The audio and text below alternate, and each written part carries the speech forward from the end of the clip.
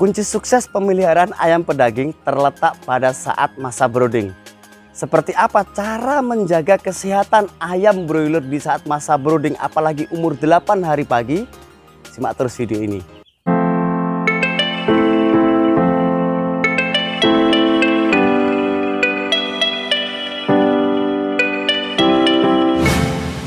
Assalamualaikum warahmatullahi wabarakatuh. Jumpa kembali teman bersama saya di channel Vic Purnama Farm. Halo, apa kabarnya teman-temanku, saudaraku, sobatku semuanya. Semoga di kesempatan kali ini kita tetap diberikan kelancaran dalam berusaha, dan yang pastinya semoga saja teman-temanku semuanya, yang paling penting adalah kita tetap diberikan kesehatan, amin ya robbal alamin.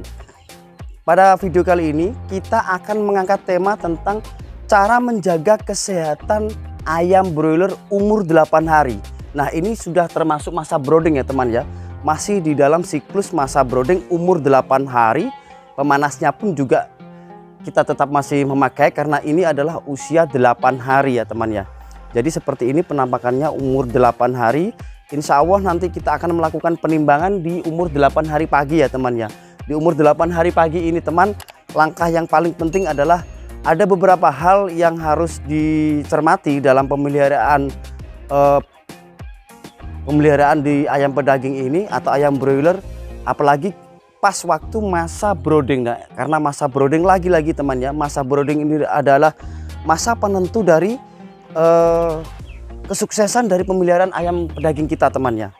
Nah, seperti ini umur 8 hari. Nah, langsung saja teman, langkah-langkah apa saja yang harus kita terapkan dalam menjaga kesehatan di ayam broiler ini di umur 8 hari, karena ini adalah masih dalam masa brooding. Langkah yang pertama teman ya, langkah yang pertama ini usahakan sirkulasi udara tetap terjaga dengan aman. Artinya apa? Dengan adanya kita menjaga sirkulasi udara, amonia yang ada di dalam kandang ini kita bisa sebisa mungkin untuk menipiskannya seperti itu ya, membuang jauh-jauh dengan cara apa? Yang pertama adalah kita tetap membuka tirai.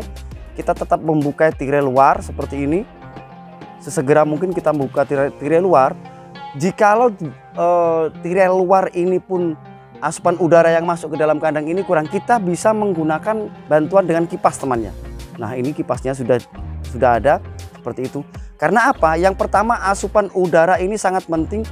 Spek untuk DOC saat ini teman beda dengan tahun-tahun atau 5 tahun yang lalu atau 10 tahun yang lalu ya teman ya.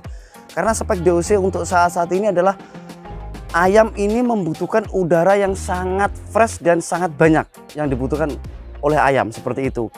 Karena di samping efek negatif dari kurangnya oksigen yang masuk dalam ruangan kandang, ini akan mengakibatkan ayam ini pertumbuhannya yang pertama ini lambat.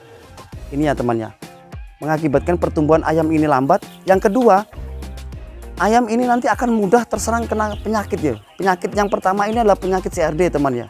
Penyakit untuk pernapasan ini, karena asupan udaranya yang kurang seperti itu, sehingga penyakit untuk pernapasan ini mudah sekali untuk masuk seperti itu.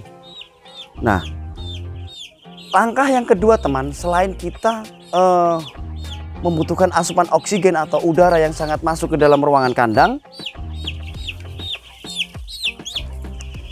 langkah yang kedua adalah kita tetap melakukan sanitasi kandang dengan sempurna temannya.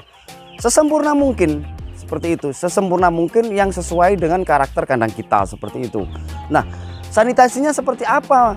Nah, sanitasi yang pertama adalah kita tetap menjaga yang namanya kebersihan tempat minum temannya. Kebersihan tempat minum ini sangatlah penting sekali teman. Nah, lihat teman, tempat minumnya. Ini tempat minum ini usianya sudah 11 tahun teman. Sudah 11 tahun, alhamdulillah tidak pernah ganti. Dan kerak-keraknya ini alhamdulillah sangat tipis sekali, boleh dibilang nggak ada ya temannya. Karena apa? Karena di setiap periode ini saya jarang sekali memasukkan yang namanya antibiotik ya temannya. Jadi jarang sekali saya memasukkan yang namanya antibiotik di setiap periode. Mulai dari dulu sampai sekarang saya hanya memasukkan di saat pas kondisi ayam ini trouble saja seperti itu. Nah, itu adalah sanitasi yang pertama, adalah kita tetap menjaga kebersihan daripada air minum, terutama pas waktu masa brooding. Karena masa brooding ini semua asupan mulai dari air minum, mulai dari vitamin, mulai dari makan yang masuk ke dalam tubuh ayam ini adalah sebagai pondasi awal. Sebagai pondasi awal dari pemeliharaan untuk minggu-minggu selanjutnya seperti itu. Jikalau di saat masa brooding ini ada trouble, sesegera mungkin, sebisa mungkin, dan pastinya secepat mungkin kita harus tetap mengatasi dari trouble-nya itu temannya. Nah, usahakan memang sanitasi kandang untuk waktu masa brooding ini adalah yang paling ketat seperti itu. Yang pertama adalah sanitasi kandangnya itu adalah kita tetap menjaga air minumnya ini lebih fresh dan juga tetap bersih temannya seperti itu. Nah, sanitasi yang kedua adalah kita tetap menjaga kekeringan sekam teman. Lihat teman, ini umur 8 hari pagi kita tetap menjaga kekeringan yang namanya sekam. Jadi usahakan, karena sekam ini adalah hal dasar sebagai lantai dari pijakan ayam ini, karena sensor kaki pas waktu saat masa brooding ini terletak pada sekam. Jadi kita tetap menjaga sekamnya ini supaya tetap kering seperti itu. Jadi wajib kering tidak boleh tidak ya teman ya. Jadi seumpama ada nanti yang menggumpal seperti itu, ada yang menggumpal, sesegera mungkin kita ambil, kita keruk atau kita korek untuk ganti yang baru seperti itu. Nah, bagaimana caranya kita menciptakan sekam ini tetap kering? Pasti yang pertama adalah kita harus menjaga yang namanya pencernaan ayam broiler ini. Pencernaan ayam ini di saat masa brooding ini harus sempurna temannya. Pencernaannya itu memang harus bagus seperti itu ya. Paling tidak kita menghindari yang namanya mencret seperti itu. Nah, biasanya mencret ini terjadi di saat masa brooding ini. Yang pertama adalah mungkin teman-teman semuanya itu beranggapan atau mempunyai anggapan lain di saat masa brooding ini, supaya ayam ini tumbuh cepat diberikan yang namanya vitamin-vitamin atau diberikan yang namanya pemacu hormon seperti itu, sah-sah saja. Yang jelas jangan sampai berlebihan ya temannya, jangan sampai berlebihan. Karena apa?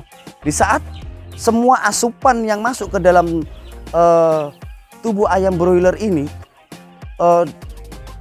terlalu berlebih, maka inilah yang akan menyebabkan mungkin nanti mencret bisa terjadi, ataupun juga fesesnya itu sangat berair seperti itu. Nah, sehingga pencernaannya ini tidak sempurna yang mengakibatkan sekam ini cepat basah.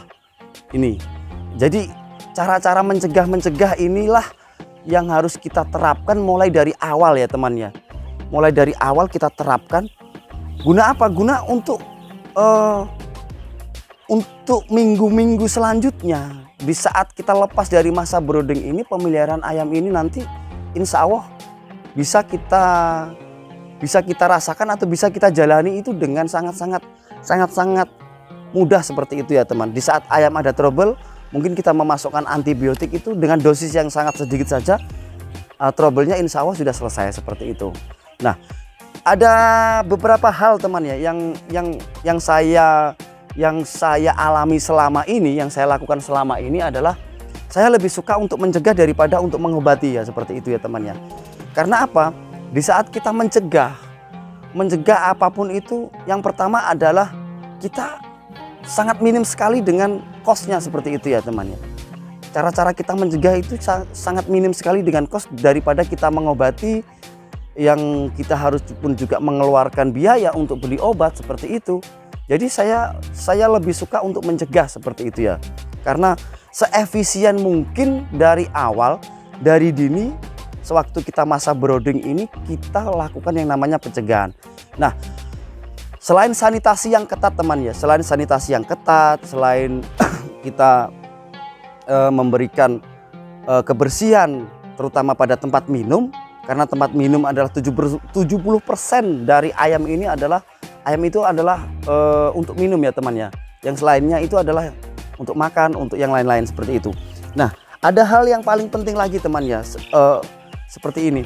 Jadi masa brooding adalah masa di mana ayam ini tumbuh dengan cepat untuk pembelahan sel. Nah, syarat-syarat untuk tumbuh pembelahan sel ini adalah semuanya harus seimbang.